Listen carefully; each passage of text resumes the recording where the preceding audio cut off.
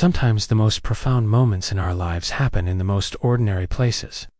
This is a story about one such moment, involving a man who would rather fix engines than hearts, until life gave him no choice. The morning started like any other for Keanu. That's what everyone in the neighborhood called him. This little repair shop 3 years ago, after stepping away from a life that had become too complicated, too demanding. Here, a broken transmission could be fixed. A worn brake pad could be replaced. Everything made sense. Keanu had always been drawn to fixing things.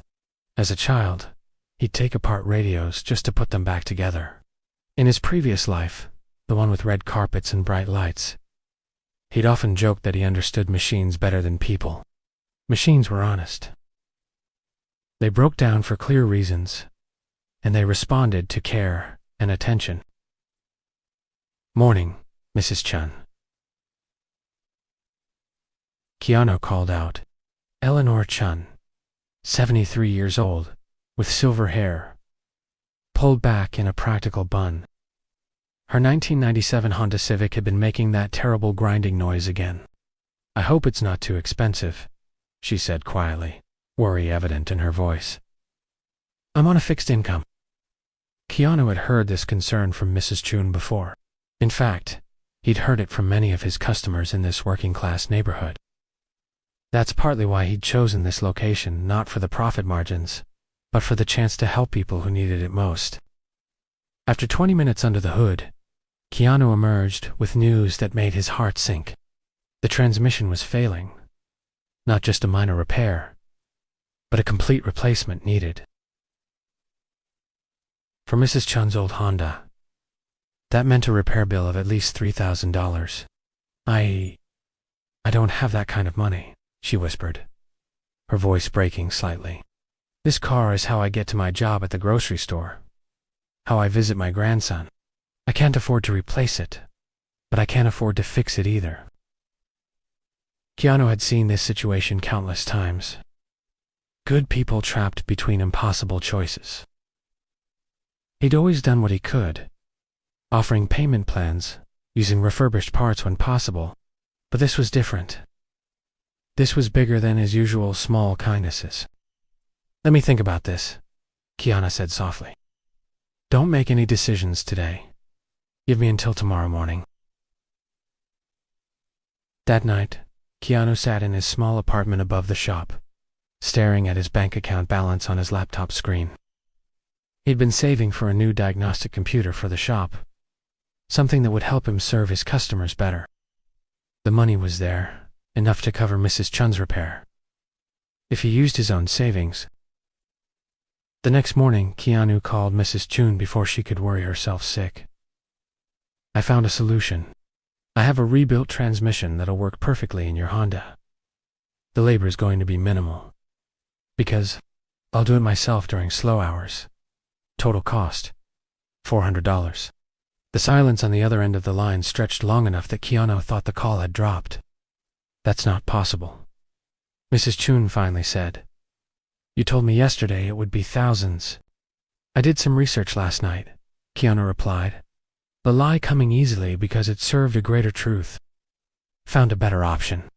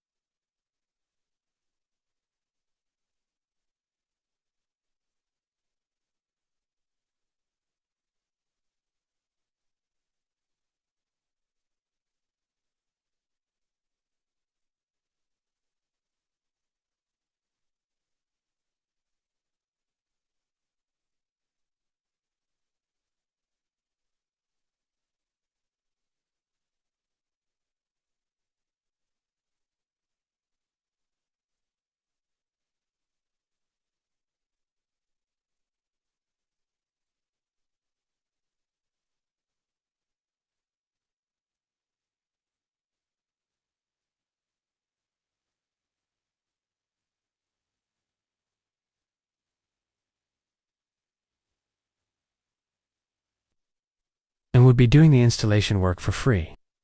The $400 would barely cover his costs for fluids and miscellaneous parts. But as he worked on Mrs. Chan's car over the next 2 days, something unexpected happened. Word spread through the neighborhood about the mechanic who'd found a miracle solution for Mrs. Chan's car troubles.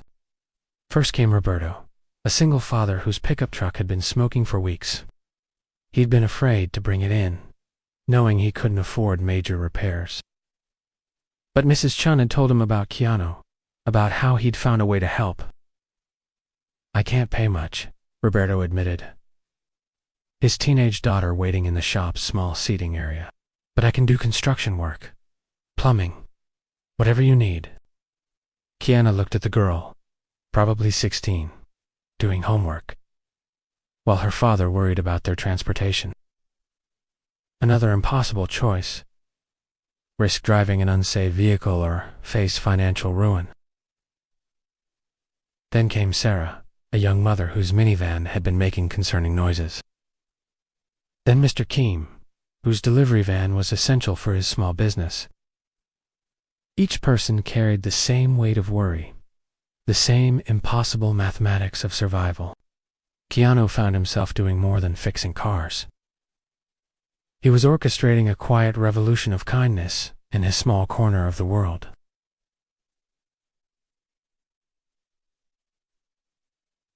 Roberto's construction skills helped repair the shop's roof. Sarah's expertise in bookkeeping helped Keanu organize his business finances. Mr. Kim's delivery van became an unofficial community resource for helping neighbors move or transport large items. 3 months into this new way of doing business, Keanu faced a harsh reality. His bank account was nearly empty. The rent on the shop was due, and he'd been spending more on parts and supplies than he was bringing in. The math was simple and unforgiving. He couldn't continue operating at a loss. That evening, as he sat among the financial paperwork, Keanu felt the familiar weight of difficult decisions. He could return to his old life, the one that had provided financial security but left him feeling empty. Or he could find a way to make this work, to continue serving this community that had become his family. The irony wasn't lost on him. In his previous career, he'd been surrounded by people but often felt profoundly alone. Here, in this modest shop, working with his hands and serving his neighbors, he'd found something he'd never expected. Word of Keanu's financial struggles spread through the neighborhood the same way news of his kindness had, but instead of sympathy, it sparked something more powerful: action. Mrs. Chun appeared at the shop the next morning with a proposal. "We've been talking," she said, representing a group of customers who'd gathered outside. "We know what you've been doing for all of us. We want to help." What followed was unlike anything Keanu had ever experienced. Roberto organized a fundraising barbecue in the shop's parking lot. Sarah created a community board where neighbors could post services they needed or could provide, steering business toward Keanu's shop. But it was Mrs. Chun's grandson, a college student studying business, who proposed the most innovative solution. "What if we create a community membership program?" he suggested. "People pay a small monthly fee. In exchange, they get priority service, discounted repairs, and access to the community network. Everyone's building here." 6 months later, Keanu's shop had become something unprecedented, a community hub that happened to fix cars. The membership program had not only made the business sustainable, but had created something more valuable than profit. Mrs. Chun had become the unofficial coordinator of the community board, matching neighbors who needed help with those who could provide it.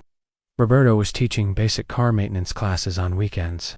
Sarah had started a small lending library in one corner of the waiting area. But the most profound change was in Keanu himself. The man who had once preferred the honesty of machines to the complexity of human relationships had discovered something remarkable. The real test of what they'd built came on a rainy Tuesday morning when Mrs. Chun's grandson, David, burst into the shop with tears in his eyes.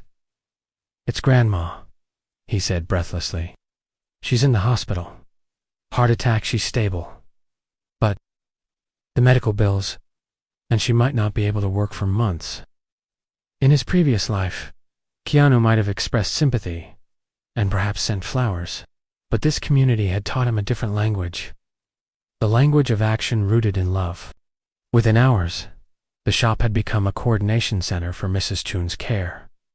Roberta organized a meal delivery schedule. Sarah created a fund to help with medical expenses. Mr. Kim volunteered his van for transportation to and from medical appointments. But it was Keanu who made the most significant gesture. He closed the shop for 3 days to personally care for Mrs. Chun's car maintenance needs and to be present at the hospital during her recovery. "Why are you doing all this?" Mrs. Chun asked him during one of his visits, her voice weak, but her eyes bright with curiosity. "Because you taught me something I didn't know I needed to learn," he said finally. "You taught me that fixing things isn't just about parts and tools. Sometimes it's about showing up, being present, and caring enough to act." As Mrs. Chun recovered and life in the neighborhood returned to its new normal, Keanu realized something profound had happened. He'd come to this neighborhood hoping to find a simpler life, one where problems had clear solutions. Instead, he'd discovered that the most important problems, loneliness, despair, the feeling that no one cares, don't have mechanical solutions. They require presence, attention, and the willingness to see each person as worthy of care and respect. They require communities where people look out for each other not because they have to. The shop that had started as Keanu's escape from complexity had become something far more valuable, where the messy, beautiful, challenging work of human connection was not just tolerated.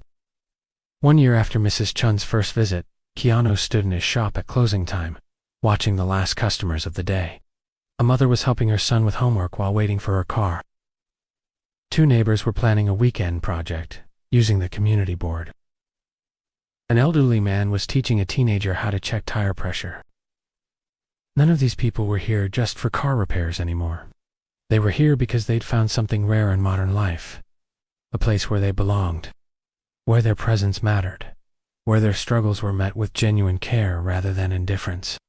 Keanu had learned that the most sophisticated machines are no match for the complexity of human hearts. But he'd also learned that hearts, like engines, respond to patient attention, quality care,